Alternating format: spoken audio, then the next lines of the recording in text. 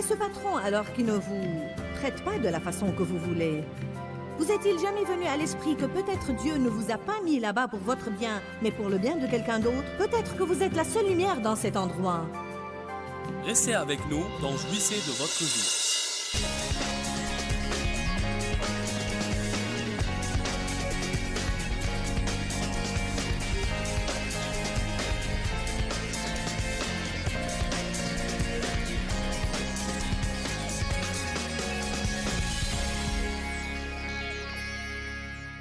Dave et moi disons souvent que les gens, aujourd'hui, ne veulent pas affronter les responsabilités.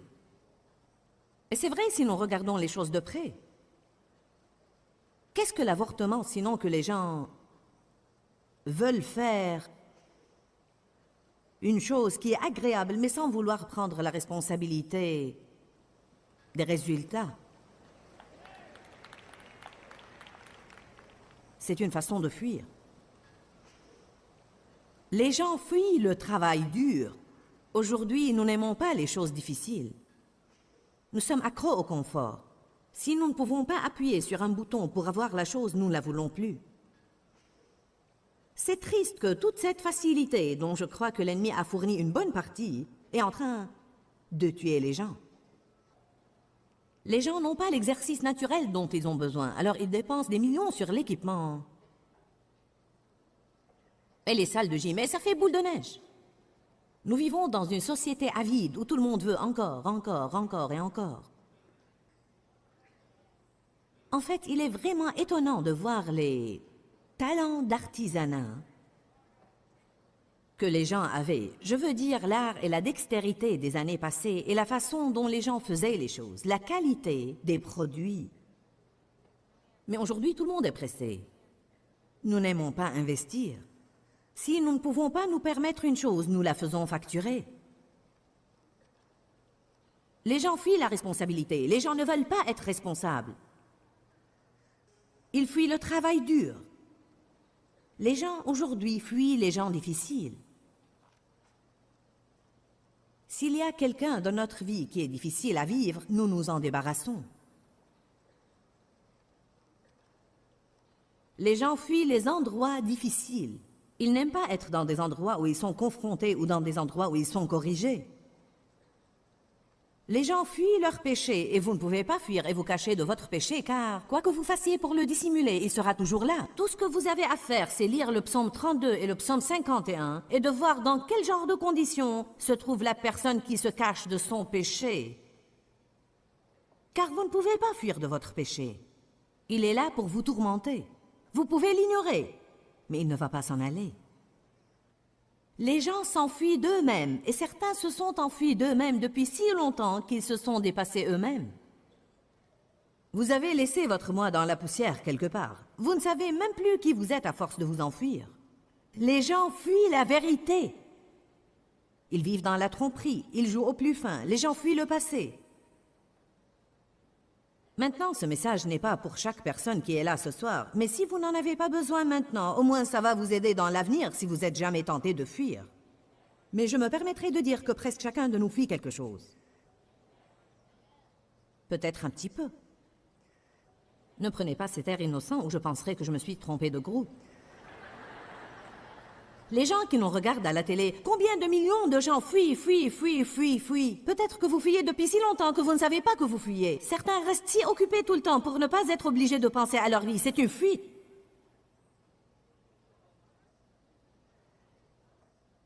Exode 14, 9. La fuite n'apporte pas la délivrance. Les Égyptiens les poursuivirent, tous les chevaux et les chars de Pharaon et ses cavaliers et son armée, et les atteignirent campés près de la mer Rouge. Verset 10. Quand Pharaon approchait, les Israélites levèrent les yeux et virent que les Égyptiens étaient en marche derrière eux. Et les Israélites eurent une grande frayeur et crièrent à l'Éternel. Donc l'ennemi les poursuivait et ils étaient effrayés. Et ils dirent à Moïse, n'y avait-il pas de sépulcre en Égypte sans qu'il fût besoin de nous mener mourir au désert? Que nous as-tu fait en nous faisant sortir d'Égypte? Ne te disions-nous pas en Égypte, laisse-nous tranquilles? Ils ne lui ont pas dit, laisse-nous tranquilles. Criez à Dieu pour leur délivrance. Beaucoup de gens veulent la délivrance, mais quand ça devient trop dur, ils veulent retourner en Égypte. Allez, ils voulaient en finir. Nous voulons en finir, nous voulons en finir, nous voulons en finir. Dieu a dit, je vais vous prendre à la terre promise. Mais le seul moyen, c'est de traverser. Alors, ils ont dû traverser le désert. Quand c'est devenu dur, quand ils ont eu peur, quand les choses ne semblaient pas sûres, ils voulaient revenir à leur confortable esclavage. Combien de gens sont au régime jusqu'au moment où ils ont faim?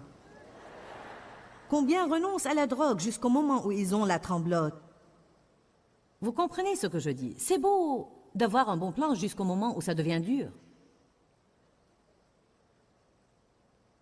Moïse répondit au peuple, ne craignez rien. Écoutez bien ça. Restez en place et regardez la délivrance que l'Éternel va vous accorder en ce jour, car les Égyptiens que vous voyez aujourd'hui, vous ne les verrez plus jamais. L'Éternel combattra pour vous, et vous, vous n'aurez qu'à rester tranquille. Fuir n'est pas la façon de faire de Dieu.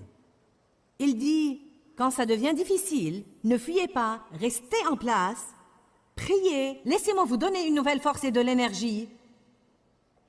Laissez-moi combattre à vos côtés. Ensuite, le verset suivant dit, ne restez pas là à crier à moi, avancez. Dieu ne veut pas que nous fuyions, il veut que nous avancions. Pourquoi Dieu ne veut-il pas que nous fuyions les choses? Parce qu'il ne nous a jamais donné une armure pour le dos. Si vous lisez dans Éphésiens 6 les différentes pièces de l'armure données aux soldats de Dieu, il n'y a pas de pièces d'armure pour le dos. Pourquoi? Parce que Dieu ne s'attend pas à ce que vous fassiez ça. Il s'attend à ce que vous affrontiez, que vous confrontiez, que vous résistiez. Vous êtes des guerriers. Vous êtes plus que vainqueurs, pas des lâches. Vous êtes équipés de la puissance du Saint-Esprit pour affronter tout ce que vous devez affronter dans la vie et savoir avant même que la bataille ne commence que vous êtes gagnants. Vous savez pourquoi? Parce que vous auriez dû lire la fin du livre. Toute arme forgée contre toi sera sans effet. Au beau milieu de toutes ces choses, nous sommes plus que vainqueurs. Celui qui est en nous est plus grand que celui qui est dans le monde. Et encore, et encore, et encore.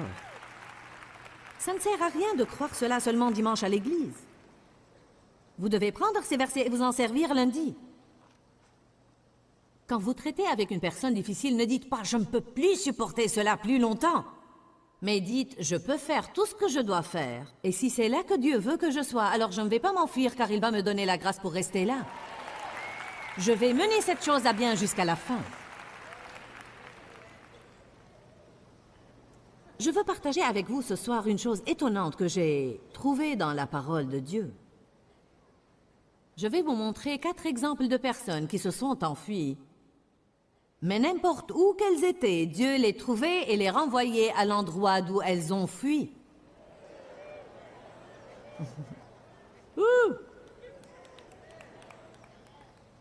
Donc, il vaudrait mieux remporter la victoire cette fois-ci autour de la montagne pour ne pas être obligé de tourner encore, et encore, et encore, et encore, et encore, et encore. Allez à Actes, chapitre 7. Jetons un coup d'œil sur Moïse. Acte 7, verset 22. Alors Moïse était instruit dans toute la sagesse et la culture des Égyptiens. Et il était fort et puissant en parole et en œuvre. Et quand il avait 40 ans, il lui vint dans le cœur de visiter ses frères, les fils d'Israël, pour les aider et pour s'occuper d'eux. Il paraît qu'il savait, en ce moment-là, que bien qu'il fût élevé par la fille de Pharaon, il était en fait un Israélite. Parce qu'il avait un appel sur sa vie, et peut-être qu'il ne savait pas encore ce que c'était, il a senti qu'il devait aller aider le peuple. Il est vraiment étonnant comment parfois nous avons envie de faire une chose bien avant de comprendre pourquoi nous voulons la faire. Et quand il vit qu'un d'eux était maltraité, il prit la défense de l'homme maltraité et le vengea en frappant l'Égyptien et en le tuant. Donc il a pris des mesures que Dieu ne lui avait pas ordonné de prendre. Il s'est un petit peu devancé, et bien qu'il eut un appel sur sa vie et voulait aider le peuple. Il avait pris les choses en main. Il pensait que ses frères comprendraient que Dieu leur accordait la délivrance par sa main, considérant comme allant de soi qu'ils l'accepteraient, mais ils ne le comprirent pas. Il est surprenant combien de fois nous nous attendons à ce que les autres comprennent l'appel sur notre vie, mais ils ne comprennent pas. Et le jour suivant, il en aperçut qui se querellaient et se battaient entre eux, et il les exhorta à la paix, à se mettre d'accord et à se réconcilier, disant « Hommes, vous êtes frères, pourquoi vous maltraitez-vous l'un l'autre » Mais celui qui maltraitait son prochain repoussa Moïse en disant « Qui t'a établi chef, arbitre et juge sur nous? Est-ce que tu veux me tuer comme tu as tué hier l'Égyptien? Eh bien, maintenant, Moïse s'est rendu compte que la chose qu'il avait faite la veille avait été découverte. Quelqu'un l'avait vue. Et à cette parole, Moïse chercha la sécurité par la fuite. En d'autres termes, il s'est enfui. Dites tous, il s'est enfui. Et il devint un exilé et un étranger dans le pays de Madian, où il devint le père de 2 fils. Maintenant, je vais m'arrêter là et faire remarquer que Dieu n'avait pas demandé à Moïse de s'enfuir d'Égypte. C'est lui qui l'a fait. Nous disons toujours que Dieu a donné à Moïse 40 ans quelque part dans le désert. Et c'est vrai, et pendant ces années, beaucoup de choses en lui ont été mises au point. Mais je veux souligner que Dieu ne lui avait jamais demandé de s'enfuir. Ces choses-là auraient pu être mises au point en Égypte. Qui sait quel genre d'influence il aurait eu, ou peut-être à quel rythme il aurait fait sortir le peuple de là-bas, ou même combien de grâce Dieu lui aurait donné auprès de Pharaon s'il était resté, car Dieu l'avait déjà mis dans une position où il trouvait grâce auprès de Pharaon, mais il a eu peur et il s'est enfui. Si souvent nous n'attendons pas pour voir ce que Dieu va faire de notre situation, nous avons peur et nous faisons notre plan et nous nous enfuyons.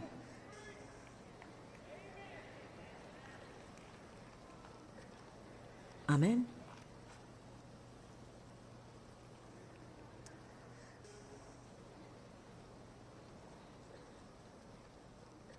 Verset 30. Et quand les 40 ans se sont écoulés, un ange lui apparut au désert de la montagne de Sinaï dans la flamme d'un buisson en feu.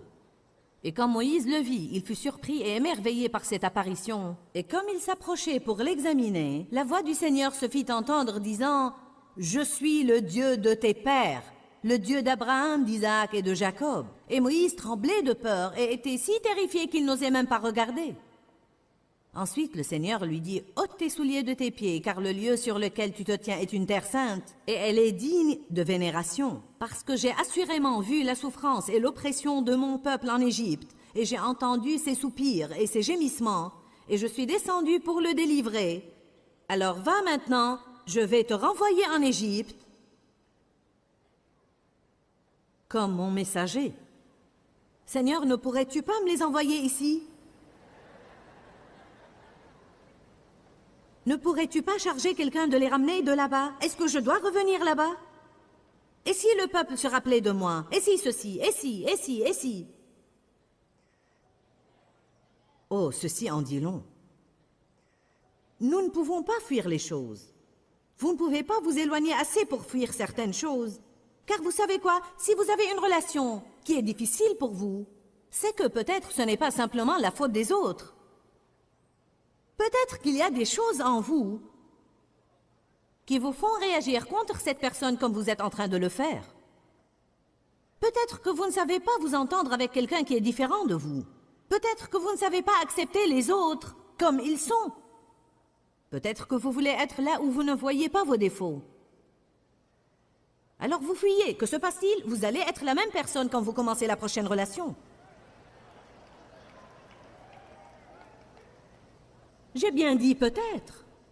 Si ça ne s'applique pas à vous, ne le prenez pas.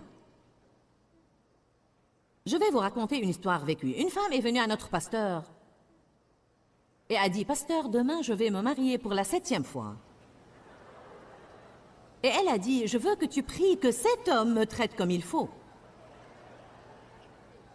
Tous les autres ont fait ceci et cela et ainsi de suite, et je veux que tu pries que cet homme me traite comme il faut. Il a eu le courage de lui dire « Madame, est-ce qu'il vous est jamais venu à l'esprit que dans toutes ces 7 relations, vous étiez le seul dénominateur commun? Et que peut-être, je dois prier pour vous, et non pour l'autre personne. Maintenant, évidemment, il y a des moments où les relations doivent arriver à leur fin.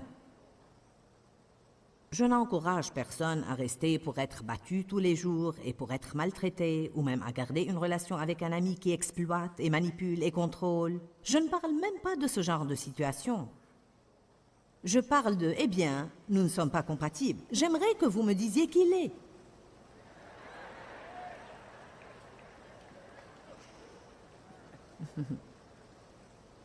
Si vous voulez vous entendre avec quelqu'un, vous devez le faire exprès. Ça ne va jamais arriver simplement parce que... L'homme quittera son père et sa mère et s'attachera à sa femme et les deux deviendront une seule chair. Le problème, c'est de devenir. Il faut du travail, du temps et de l'effort. Alléluia. Allez à Genèse 16.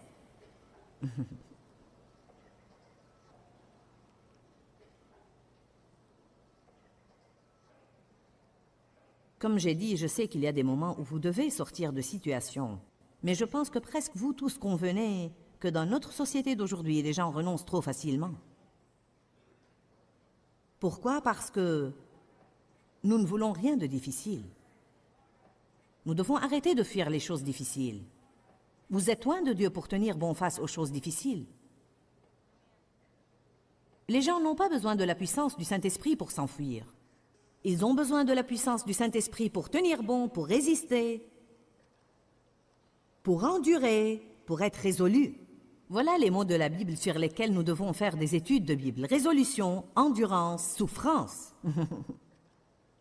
Le seul moyen d'en sortir, c'est de traverser. Jésus a dit, si vous allez hériter avec moi, vous devez souffrir avec moi. Genèse 16, nous n'allons pas étudier toute l'histoire car nous allons l'étudier dans une autre étape de notre enseignement. Mais nous savons que Sarah n'avait pas eu l'enfant qu'elle souhaitait, alors elle a pris les choses en main et a donné sa servante à son mari et a pensé qu'elle allait avoir un enfant de cette façon. Et puis les conflits ont commencé entre les deux femmes. Et finalement, Sarah a chassé Agar. En fait, elle ne l'a pas chassée, elle l'a maltraitée. Et Agar a pris sur elle de s'enfuir. Genèse 16, verset 7. Mais l'ange de l'Éternel la trouva. Commençons par le verset 6. Mais Abraham dit à Sarai, voici ta servante est en ton pouvoir. Agis à son égard comme tu veux. Et quand Sarai la traita sévèrement, l'humiliant et l'affligeant, Agar s'évada ou s'enfuit de sa maîtresse. Mais l'ange de l'Éternel la trouva près d'une source d'eau dans le désert sur le chemin de Shur. Et il dit à Agar, verset 8, écoutez bien, servante de Sarai, dis-moi d'où viens-tu et où as-tu l'intention d'aller? Alors elle répondit, je fuis devant ma maîtresse Sarai. Et l'ange de l'Éternel lui dit, retourne vers ta maîtresse, humilie-toi sous sa main et sois lui soumise. Oh oh!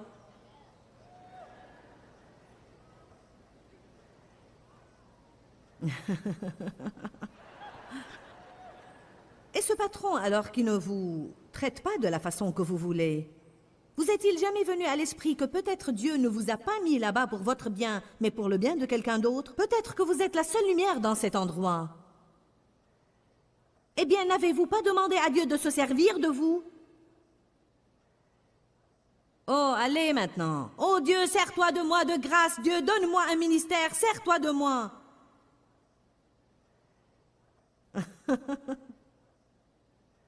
Alors, il vous met dans un endroit obscur où les gens ne vous apprécient pas et ne vous traitent pas comme il faut. Maintenant, Dieu soit loué, je vais quitter, je suis un enfant de Dieu et je ne suis pas obligé de supporter ces trucs. Allez maintenant, je prêche bien.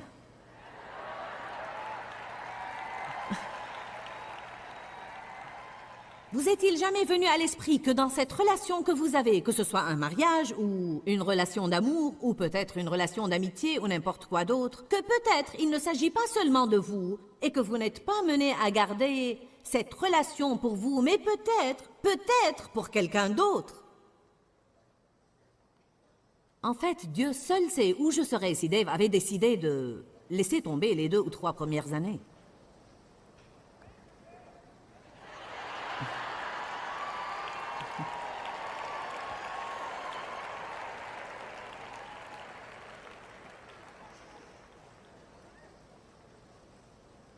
Vous dites, eh bien, cette personne-là me tape sur les nerfs. C'est bon, elle est le papier de verre dont vous avez besoin dans votre vie. Car nous sommes tous des diamants bruts et nous avons besoin de quelque chose, quelqu'un, quelque part, une certaine circonstance pour nous polir. C'est triste que... Maintenant, écoutez-moi bien, s'il vous plaît. Beaucoup de fois, les choses, les endroits, les gens que nous fuyons sont précisément les outils que Dieu a prévus pour notre maturité spirituelle. Alors nous les fuyons et nous restons tels que nous sommes, et puis nous demandons de nouveau à Dieu de nous changer et de se servir de nous.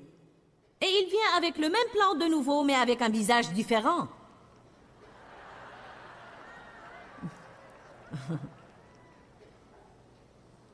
Mais ça ne nous plaît pas et nous fuyons de nouveau. La seule chose, c'est que n'importe où que vous soyez, le Saint-Esprit peut vous trouver. Où fuirais-je loin de ta présence?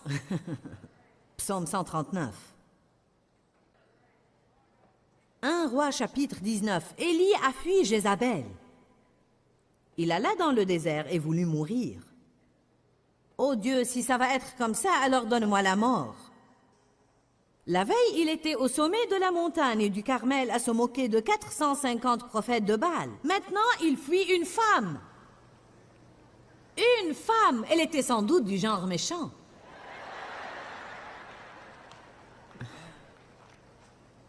Alléluia. Abraham va et se cache dans une caverne. Je veux dire, Élie va et se cache dans une caverne, et l'Esprit de Dieu vient à lui et lui dit, « Que fais-tu ici ?»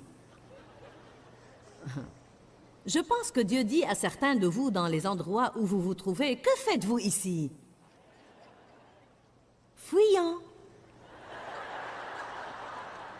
éludant, évitant, vous dérobant.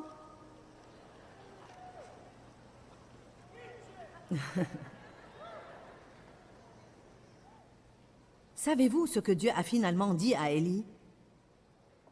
Il a fallu une tempête et une foudre et un tremblement de terre et un tonnerre et tout un tas de choses, tout un tas d'événements et finalement il a entendu le murmure léger. Lève-toi, reprends le chemin d'où tu es venu, oins un nouveau roi et oins un prophète pour prendre ta place. Nous avons parlé des moyens par lesquels les gens fuient leurs problèmes. Excuses, accuser les autres, occupation, procrastination, laisser tomber et s'éloigner de la situation et se mettre à toutes sortes d'habitudes de dépendance. Vous savez, la parole de Dieu est pleine d'exemples de gens qui ne prennent pas la responsabilité de leurs actions et nous devons apprendre de ces exemples, d'arrêter de fuir, de rester en place, de confronter les problèmes et de regarder la délivrance de notre Seigneur. Cette semaine, je vais parler de marcher dans la paix. Alors je veux simplement dire, si vous n'avez pas la paix dans votre vie parce que vous n'avez pas encore accepté Jésus comme votre sauveur personnel, je veux vraiment vous encourager à le faire aujourd'hui. Jésus attend avec ses bras grands ouverts, peu importe la quantité de mal que vous avez fait, ou bien pour combien de temps vous l'avez fait. Si vous reconnaissez vos péchés, confessez vos péchés et demandez à Jésus de venir dans votre cœur, il va pardonner vos péchés et vous purifier et vous rendre juste avec lui. Dis-leur que je les aime. Dans ce livret, Joyce Meyer donne une révélation de l'amour de Dieu pour nous.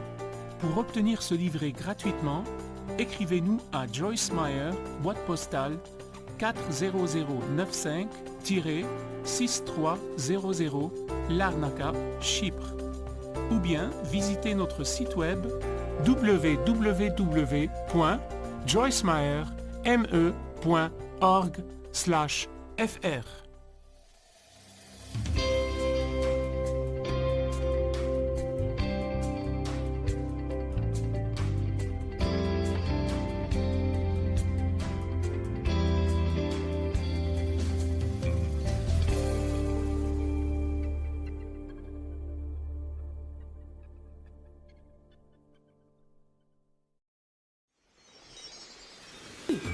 de fois Dieu nous demande de venir passer un moment avec lui, mais nous trouvons excuse après excuse après excuse après excuse.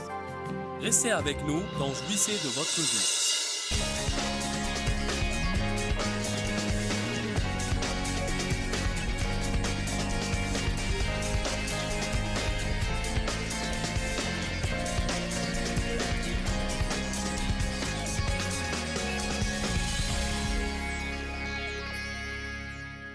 Il est temps d'arrêter de fuir. Il est temps de rester en place. Vous n'allez jamais avoir la force miraculeuse de Dieu dans votre vie si vous continuez à fuir tout ce qui est difficile. Vous devez rester en place et voir ce que Dieu peut faire dans votre vie. Oui, j'ai un témoignage maintenant, mais nous n'aurons jamais de témoignage sans épreuve. Oh, j'ai un puissant témoignage, mais j'ai traversé les épreuves. Certains traversent l'épreuve et ils n'en récoltent que les plaintes. Ils n'ont jamais un témoignage. Parce qu'ils n'arrêtent jamais de murmurer à ce sujet. Bon, 6 moyens par lesquels les gens fuient leurs problèmes. Le premier, c'est les excuses. Je veux vous rappeler qu'une excuse est une raison rembourrée d'un mensonge. Une excuse est une raison rembourrée d'un mensonge. En d'autres termes, ce n'est qu'une excuse. Ce n'est pas la vérité. C'est une chose que nous inventons pour ne pas avoir mauvaise conscience à propos de ce que nous avons fait.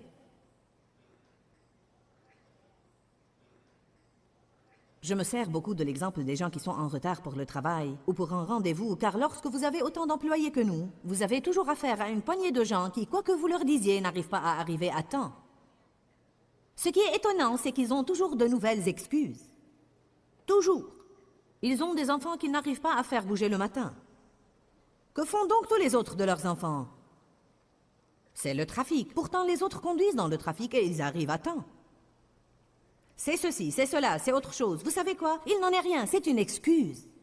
La vérité, c'est qu'ils ne sont pas bien organisés.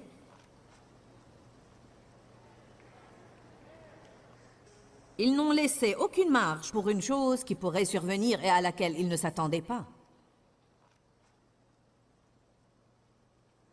C'est à prendre ou à laisser, mais c'est la vérité. Il serait mieux de dire « je suis en retard car je ne me suis pas bien organisé ».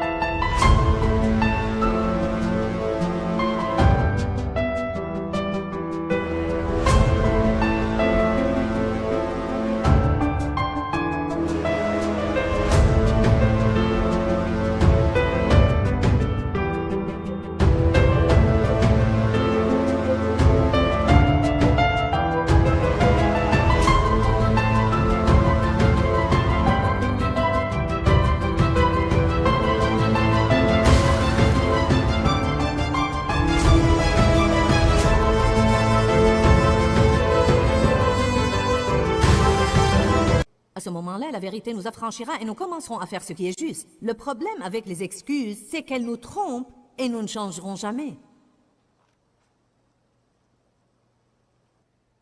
Nous avons tous notre sac d'excuses. Je suis ronchon aujourd'hui car j'ai eu une mauvaise journée au travail. La Bible ne dit pas qu'il nous faut opérer selon le fruit de l'esprit à moins que nous ayons eu une journée dure au travail. Amen. Après la réunion d'aujourd'hui, j'étais si fatiguée pour une certaine raison. J'étais vraiment fatiguée et épuisée. Si fatiguée comme « prenez-moi au lit tout de suite pour me reposer et être prête pour ce soir ». Les choses allaient un peu plus lentement que je ne voulais et je me suis impatientée contre quelqu'un. Et Dave m'a dit après que nous soyons entrés dans la chambre, « Tu dois arrêter de t'impatienter dans des situations comme celle-là, car ça fait pression sur les autres. » Et j'ai dit, « Tu as raison. Tu as complètement raison. Je ne dois pas agir comme ça, désolée. » Puis je me suis couchée sur mon lit et Dieu m'a mis dans le cœur de le remercier de m'avoir corrigée. J'ai pensé, « Mon Dieu, je change. » Ça m'a presque fait peur. Je ne pense pas que j'ai jamais dans ma vie remercié quelqu'un de m'avoir corrigée. J'ai fait du progrès aujourd'hui. Je suis entrée dans une nouvelle gloire. Vous savez quoi? Je me suis couchée et j'étais vraiment contente.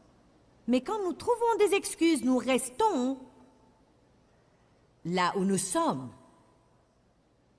La Bible dit que nous devons aimer la correction et nous devons être contents quand une personne fait face à notre mauvaise conduite et nous ne devons pas trouver d'excuses. Nous devons dire, tu sais quoi, tu as raison, merci. Ça va peut-être faire mal à ma chair, mais ça va m'affranchir. J'en ai assez d'être parmi des chrétiens qui ne marchent pas selon l'amour et qui ne font preuve d'aucun fruit de l'esprit. Et tout ce qu'ils ont, c'est une nouvelle excuse pour tout ce qui ne va pas dans leur vie. Rien n'est jamais de leur faute, c'est toujours la faute de quelqu'un d'autre et autre chose.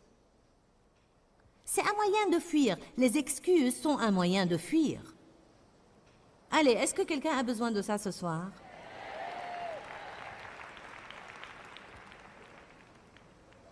Eh bien, je suis obèse parce que j'ai une thyroïde lente.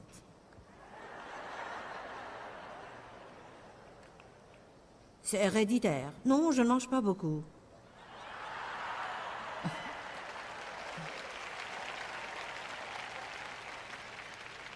Maintenant, ne me lapidez pas.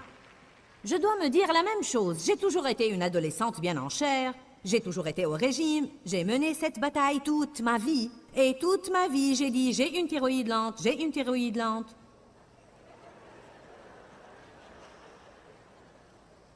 Je demandais au médecin de la tester. Je sais qu'il y a quelque chose qui ne va pas avec ma thyroïde. Et il l'a testée et disait, non, tout va bien. Eh bien, elle doit au moins être paresseuse. Vous savez quoi? Rien n'a changé jusqu'à ce que j'ai dit, vous savez quoi? Mon corps est comme ça. Et peut-être que je ne peux pas manger autant qu'une autre personne, mais c'est comme ça que je suis. Et si vraiment je ne veux pas être obèse, je dois alors arrêter de manger autant. Et vous savez quoi? Avant de faire face à ça, je me mettais en colère contre ma gouvernante et l'accusais de rétrécir mes habits. Et je disais que le pressing, je suis passée par tout ça. Eh bien, je ne vais plus aller à ce pressing. Chaque fois que je leur envoie une chose, ils la rétrécissent. C'est vraiment étonnant. C'est comme si vous pouviez sentir la chair, courir et essayer de trouver n'importe quel recoin pour se cacher et ne pas faire face à ça. Et pour trouver une nouvelle excuse.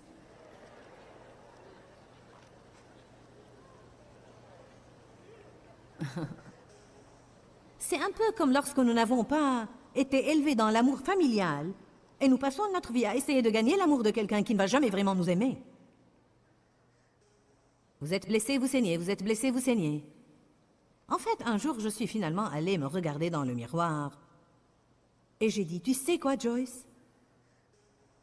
Tu n'as pas eu une enfance géniale et tu ne pourras jamais revenir en arrière et changer ce fait. Alors, il vaut mieux arrêter de t'apitoyer sur ton sort et laisser Dieu faire quelque chose pour ton avenir.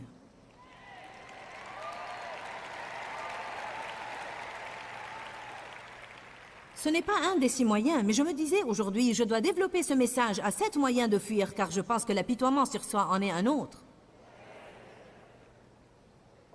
Pauvre de moi. Peut-être que vous m'avez déjà entendu dire ça, mais Dieu m'a finalement dit, tu peux être pitoyable ou tu peux être forte, mais tu ne peux pas être les deux, alors fais ton choix. C'est une parole dont quelqu'un a besoin ce soir. Tu peux être soit pitoyable, soit forte, mais tu ne peux pas être les deux. Si tu veux garder la pitié, tu ne vas pas avoir la force de Dieu. Je ne peux...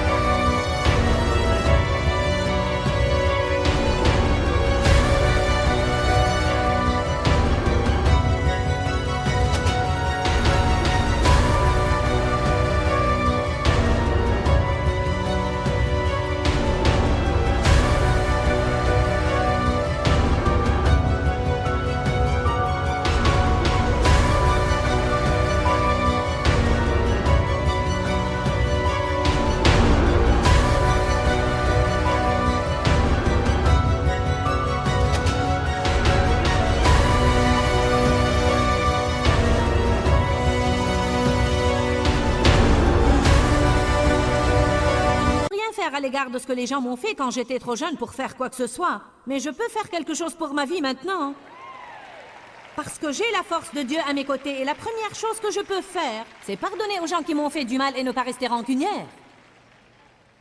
Certains devraient aller se regarder dans le miroir et avoir une conversation avec eux-mêmes. Il est temps de faire face à la vérité et d'arrêter de fuir les choses.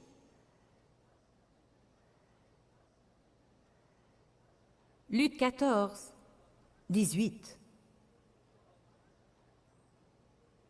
Mais tous unanimement se mirent à s'excuser de ne pas pouvoir venir. Le premier lui dit, « J'ai acheté une parcelle de terre et je suis obligé d'aller la voir. Je te prie, excuse-moi. » Et un autre dit, « J'ai acheté 5 paires de bœufs et je dois les examiner pour donner mon approbation. Alors je te prie, excuse-moi. » Et un autre dit, « Eh bien, je viens de me marier et c'est à cause de ça que je ne puis aller. »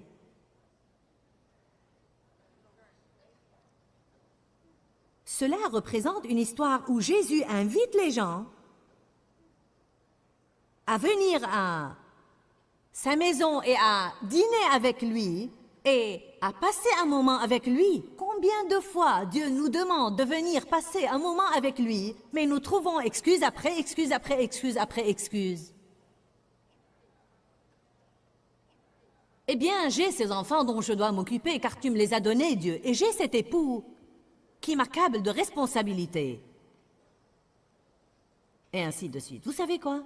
Soyons honnêtes. Nous parlons ce week-end de la vérité. Peut-on être honnête? Si nous ne passons pas un temps avec Dieu, c'est que nous ne le voulons pas vraiment. Maintenant, je ne m'attendais pas à ce que quelqu'un saute et applaudisse et acclame, car voyez, ça fait mal de le dire.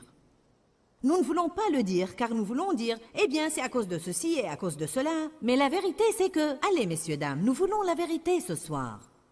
La vérité, c'est que c'est que si je veux vraiment faire une chose, je la fais. Je trouve un moyen de la faire. Je dis parfois aux jeunes personnes qui ont des enfants en bas âge, si vous payez une babysitter pour sortir dîner ou pour sortir voir un film, qu'arriverait-il à votre vie spirituelle si vous payez une babysitter une fois par semaine pour pouvoir passer un moment avec Dieu? Avez-vous jamais pensé à ça? C'est une idée originale. Qu'arriverait-il si vous trouviez une jeune fille et lui payiez 1 heure par jour pour surveiller vos enfants pour que vous puissiez être dans la présence de Dieu? Ouh, Jésus, alléluia!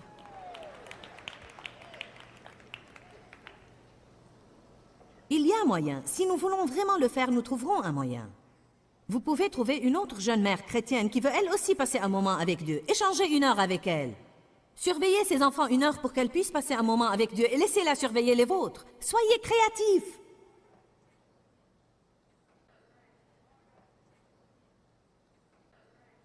Romains 1, verset 20. On se demande souvent à propos de tous ces gens qui meurent et qui ne savent rien de Dieu, que vont-ils devenir? Il est écrit toujours et depuis la création du monde, les perfections invisibles de Dieu, c'est-à-dire sa puissance éternelle et sa divinité, ont été rendues intelligibles et clairement perceptibles dans et à travers les choses qui ont été faites. Donc les hommes sont inexcusables, complètement sans défense ou justification. Alors il dit que tout le monde, tout le temps, peut-être qu'ils ne le comprennent pas exactement comme nous le comprenons, mais les gens savent instinctivement quand ils regardent autour d'eux qu'il y a un Dieu.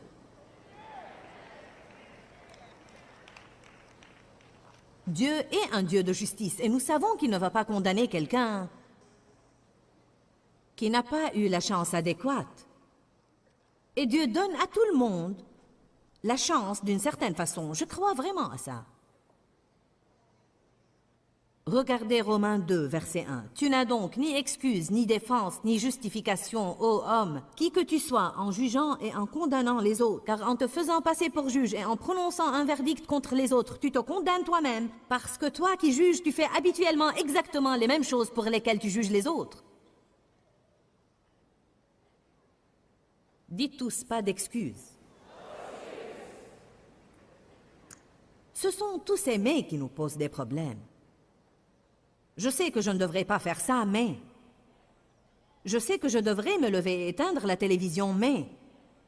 Je sais que je devrais aller au lit pour pouvoir me lever tôt et passer un moment avec Dieu, mais... Allez maintenant.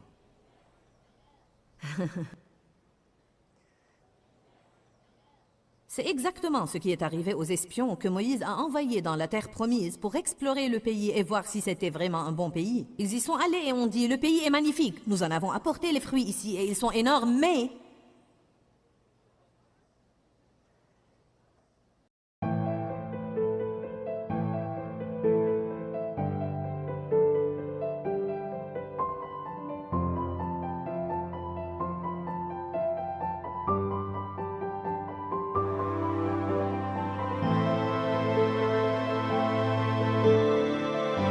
Nous avançons toujours jusqu'à ce que nous nous heurtions à ces mains. Nous trouvons des excuses pour ne pas nous occuper de ce que Dieu nous donne. Vous comprenez? Nous trouvons des excuses pour les choses. Nous nous mentons parce qu'il est pénible de faire face à la vérité. Les excuses sont une grande tromperie. La deuxième chose que nous pouvons utiliser pour fuir la réalité, c'est les reproches. Accuser les autres. Ce n'est pas de ma faute.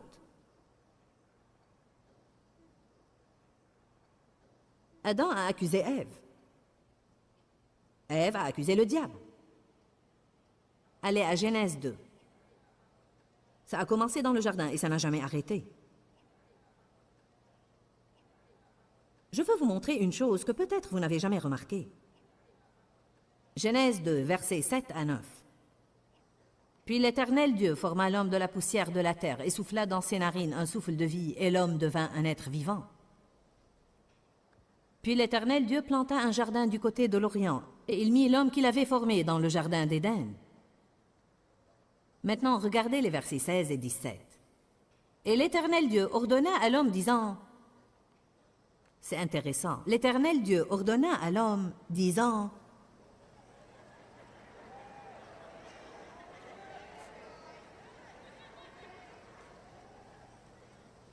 Il n'a jamais dit à Ève, il a dit à Adam. Adam était censé dire à Ève.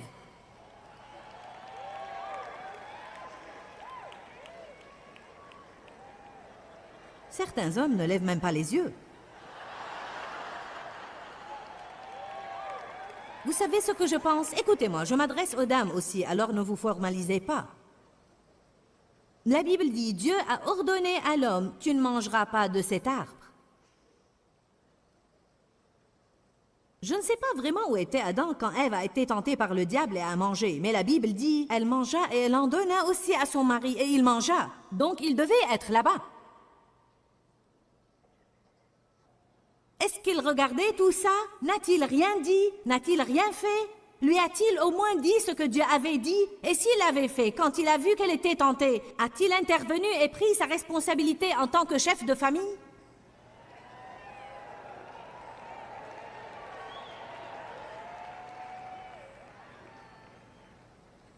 Voilà tout ce que j'ai à dire à ce propos. Je pense que beaucoup d'hommes veulent être les chefs, mais ils ne veulent pas prendre la responsabilité d'enseigner à leur famille. Et vous les hommes, écoutez-moi. Je crois qu'un des plus importants moyens par lesquels les hommes doivent enseigner à leur famille, c'est en donnant l'exemple. Je crois que vous devez être le premier exemple du fruit de l'esprit dans votre famille. Vous devez être le premier exemple de la marche dans l'amour dans votre famille. Vous devez être le premier exemple de l'humilité dans votre famille. Mon mari Dave était pour moi un exemple de paix. Et en regardant Dave au fil des années, je suis devenue tellement affamée de ce qu'il avait que j'ai finalement dit, je dois absolument avoir la paix dans ma vie et peu importe ce que je dois faire pour avoir cette paix, je vais changer par la grâce de Dieu et je vais absolument avoir la paix. Je vous le dis les hommes, vous avez l'autorité et vous avez le pouvoir en tant qu'exemple. Et vous ne pouvez pas être les chefs et dire à tout le monde ce qu'ils doivent faire si vous n'allez pas leur enseigner et les guider par l'exemple.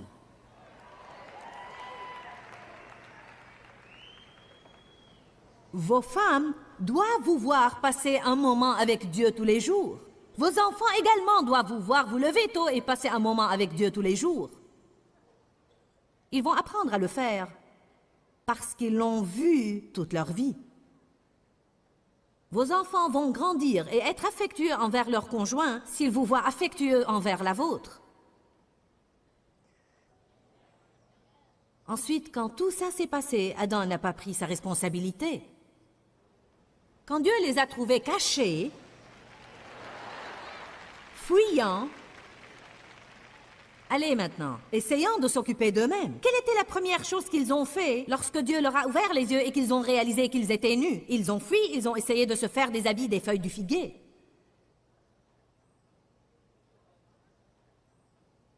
Dieu a dit, qu'as-tu fait? Qui t'a appris que tu étais nu? As-tu fait ce que je t'avais dit de ne pas faire? Eh bien, Dieu, la femme que tu m'as donnée. Maintenant, c'était la faute à Dieu parce qu'il lui avait donné la femme. Combien voulez-vous me parier qu'il l'avait demandé?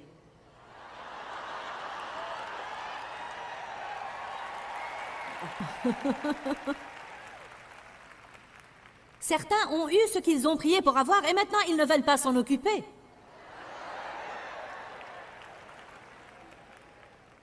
Dieu, je me sens seule. Ces animaux sont magnifiques, mais ça ne va pas. J'ai besoin d'un compagnon.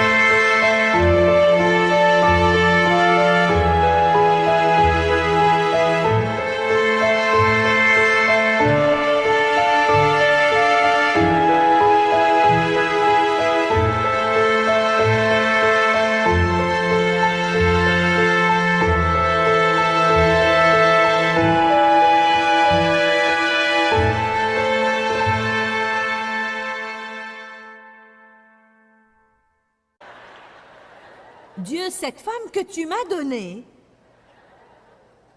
elle a mangé et elle m'en a donné et j'ai mangé. Pauvre Adam. Puis à Ève, pourquoi as-tu fait cela? Eh bien, le diable me l'a fait faire. En vérité, c'est clair. C'est vraiment un exemple magnifique. Je veux dire, c'est drôle, mais ça montre tellement comment nous sommes en réalité. Ça a commencé là-bas et ça n'a jamais arrêté. Il est si ridicule d'écouter des couples mariés jouer au jeu de reproche.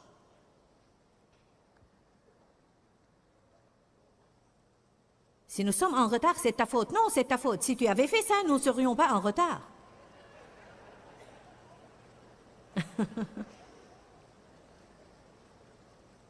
Nous n'allons pas passer en revue tout cela. Quand Dieu a commencé à répartir les corrections, il en a donné à tout le monde.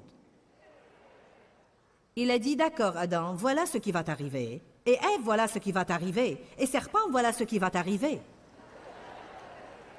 Donc tout le monde avait une responsabilité et Dieu s'est occupé de tout le monde. Et tout le monde a toujours une responsabilité. Allez maintenant à Genèse 16, verset 1. Maintenant, Sarai, femme d'Abraham, ne lui avait pas donné d'enfant, et elle avait une servante égyptienne nommée Agar. Et Sarai dit à Abraham, « Voici, l'Éternel m'a empêché d'avoir des enfants. Je te prie alors de venir vers ma servante Agar, et peut-être aurai-je par elle des enfants. » Et Abraham écouta et tint compte de ce que disait Sarai.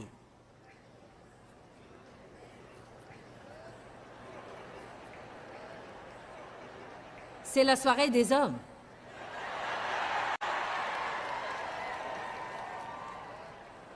Vous, les femmes, vous pensez, « Oh Dieu, si seulement mon mari était là !»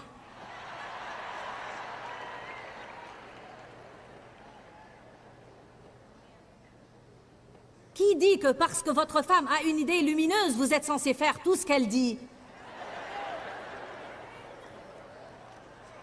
Il y a une écriture dans Corinthiens qui parle de la prière. Elle dit qu'une femme doit se couvrir la tête quand elle prie et qu'un homme ne doit pas se couvrir la tête quand il prie. Je ne pense pas vraiment que ça parle de chapeau. Maintenant, à cette époque-là, c'était une coutume qu'ils suivaient, mais je crois qu'il y a un message spirituel là qui est bien plus important que cela. Dave est mon voile. Et donc, quand je prie et je sers, je dois me couvrir la tête. En d'autres termes, je dois rester sous son autorité parce qu'il est mon voile. Mais si un homme prie avec la tête couverte, s'il se soumet à l'autorité de sa femme,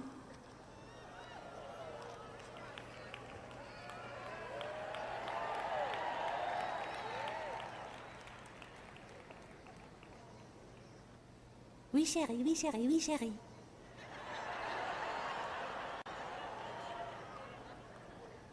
Ève mange cette pomme, mais je ne peux pas l'exaspérer, il vaut mieux ne rien dire.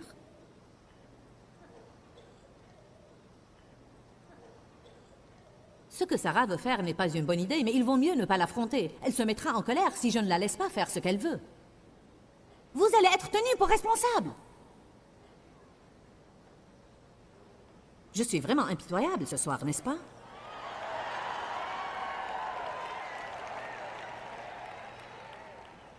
On m'applaudit beaucoup ce soir parce qu'il y a plus de femmes ici ce soir que d'hommes. Mais je remercie Dieu pour cet homme là-haut qui n'arrête pas de dire Amen.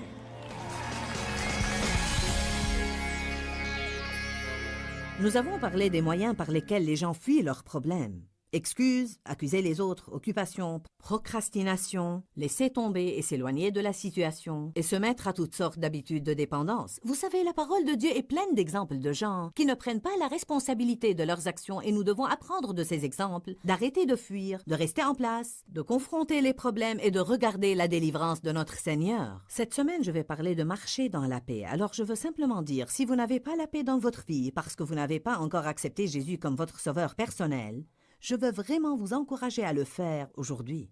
Jésus attend avec ses bras grands ouverts, peu importe la quantité de mal que vous avez fait, ou bien pour combien de temps vous l'avez fait. Si vous reconnaissez vos péchés, confessez vos péchés et demandez à Jésus de venir dans votre cœur, il va pardonner vos péchés et vous purifier et vous rendre juste avec lui. Dis-leur que je les aime. Dans ce livret, Joyce Meyer donne une révélation de l'amour de Dieu pour nous. Pour obtenir ce livret gratuitement, écrivez-nous à Joyce Meyer, boîte postale 40095-6300 Larnaca, Chypre. Ou bien visitez notre site web www.joycemeyer.org/fr.